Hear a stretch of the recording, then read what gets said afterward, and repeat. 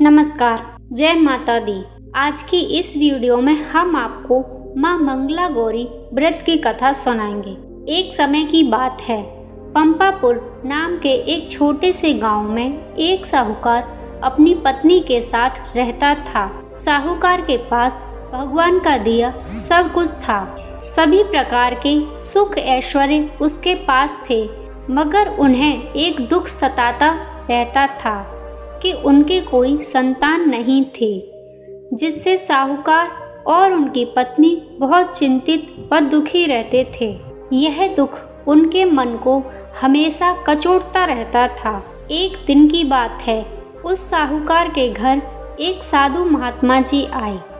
साहूकार ने उनका खूब आदर सत्कार किया और साधु महाराज को अपने निसंतान होने की सारी बात बता दी। तब उन साधु महात्मा जी ने उस साहूकार को सावन के मंगलवार के दिन किया जाने वाला माँ मंगला गौरी का व्रत रखने को कहा और पूजन की विधि बताई। सावन माह के पहले मंगलवार से ही साहूकार की पत्नी ने माता पार्वती का पूजन किया और व्रत रखना शुरू कर दिया। अब वह हर मंगलवार को माँ मंगला गौरी का व्रत करती। ऐसा करते करते उसे कई महीने बीत गए, मगर उसने यह व्रत करना नहीं छोड़ा। एक दिन उसके भक्ति भाव से प्रसन्न होकर माता पार्वती ने भोलेनाथ से उस साहूकार और उसकी पत्नी के लिए संतान का वरदान मांगा। उस रात साहूकार ने सपने में एक आवाज सुनी, जिस आम के पेड़ के नीचे गणेश जी विराजमान हैं, उस आम के पेड़ का फल तोड़कर अपनी पत्नी को खिला दो तो तुम्हें अवश्य पुत्र रत्न की प्राप्ति होगी। अब साहूकार ऐसे आम के वृक्ष को ढूंढने लगा। कई दिनों की मेहनत के बाद आखिरकार उसे एक दिन एक आम का पेड़ मिल ही गया, जिसके नीचे भगवान गणेश जी की प्रतिमा स्थापित थी। साहूकार ने आम तोड़ने के लिए पेड़ पर पत्थर मारने शुरू कर दिए। ऐसा करने से आम तो टूटकर गिरा ही, लेकिन साथ ही साथ एक पत्थर जाकर गणेश जी की प्रतिमा को लग गया। इससे रुष्ट होकर गणेश जी ने उस साहूकार को श्राप दे दिया। हे स्वार्थी मनुष्य, तूने अपने स्वार्थ के कारण मुझे चोट पहुंचाई है, तुझे भी ऐसी ही चोट लगेगी। माता पार्वती के आशीर्वाद से तुझे पुत्र रत्न की प्राप्ति तो होगी, परंतु वह 21 वर्ष की आयु तक ही जीवित रहेगा। फिर सांप के डसने से तेरे पुत्र की मृत्यु हो जाएगी। यह बात सुनकर साहूकार घबरा गया। उसने घर आकर आम का फल अपनी पत्नी को खिला दिया, परंतु गणेश जी के श्राप की बात उसे नहीं बताई। कुछ समय बाद साहूकार के घर में एक सुंदर पुत्र ने जन्म लिया। साहूकार और उसकी पत्नी ने मिलकर उसका नाम मनु रखा।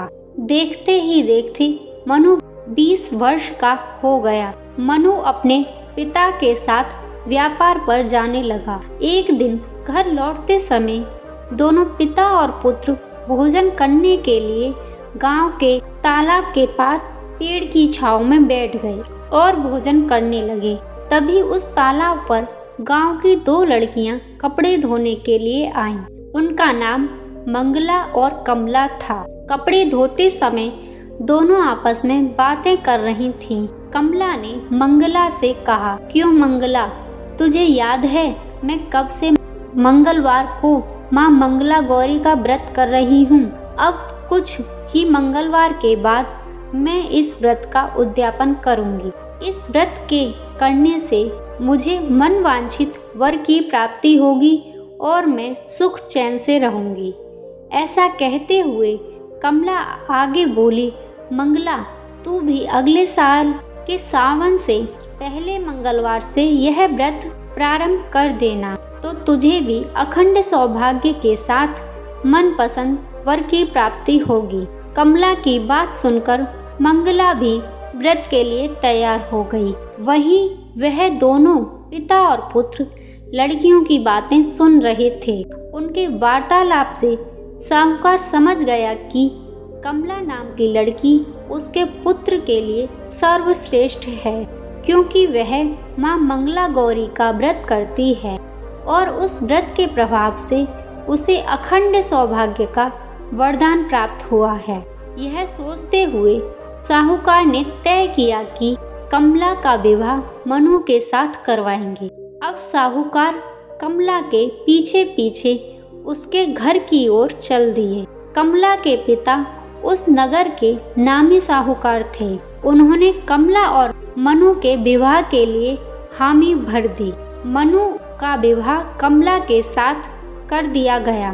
अपने ससुराल में आने पर भी कमला ने माँ मंगला गौरी का व्रत नहीं छोड़ा। वह नियम से माँ मंगला गौरी का व्रत करती थी।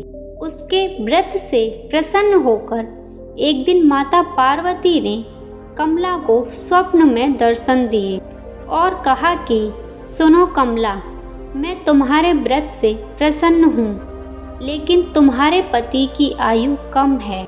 अगले महीने मंगलवार के दिन एक सर्प तुम्हारे पति के प्राण लेने आएगा, लेकिन तुम बिल्कुल मत घबराना। उस सर्प के लिए एक प्याले में मीठा दूध रख देना। उसके पास ही एक खाली मटका भी रख देना। वह सर्प दूध पीकर अपने आप उस मटके में चला जाएगा और तुम उस मटके का मुंह कपड़े से बांध देना, जिससे तुम्हारे पति के प्राण बच जाएंगे। अगले माह का मंगलवार आया।